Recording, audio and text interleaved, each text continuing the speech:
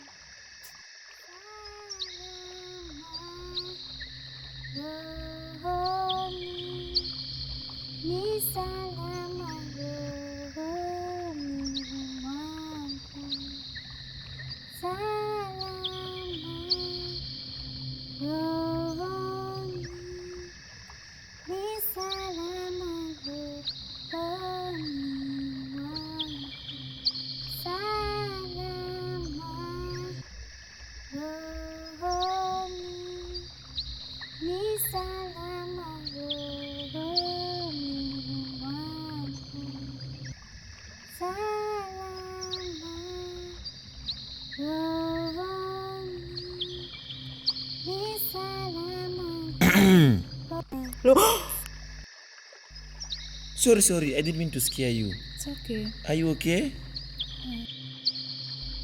Sorry, don't fall down. Who are you? I didn't mean to scare you, please. No! Wait, I tell you something.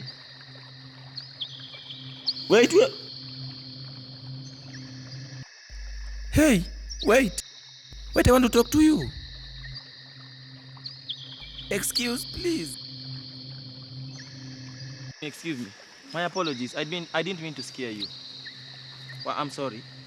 My name is Nelson, and I'm from this kingdom. I'm a hunter. And who are you, please, my dear? My name is Princess, but I'm not from this kingdom. I'm from neighboring kingdom. Oh, I'm sorry if I may ask. And what is a young beautiful lady like you doing in this thick and scary forest, alone, crying? Is everything okay? Don't worry, sir. I'm okay. This is the only place I find peace. I don't trust that. This forest is very, very scary, and it's not the safest place to be. I'm here for you, don't worry. Just share with me what's bothering you. I've been chased away by my stepmother ever since my dad died. She has been maltreating me and threatening to kill me if I stay in that house. Don't cry. I'm here for you, okay? Everything will be fine. And do you have somewhere to go? Everybody despises me. They all think I'm the one who killed my mother because she died while giving birth to me. Who despises this kind of beauty? A beautiful girl like you with a very awesome voice. Don't worry. Even me, I'm an orphan, but I believe in fate. But God's helped me. God's helped me. Now I'm here, so don't worry. I'm with you, okay? Thank you. You're welcome. Okay.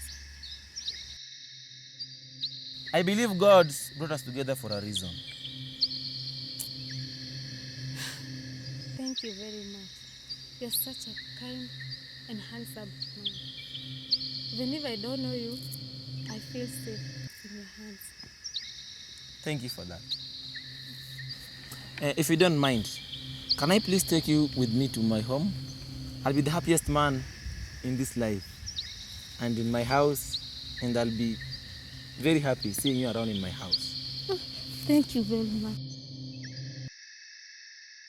Oh, shall we? Let's go, please.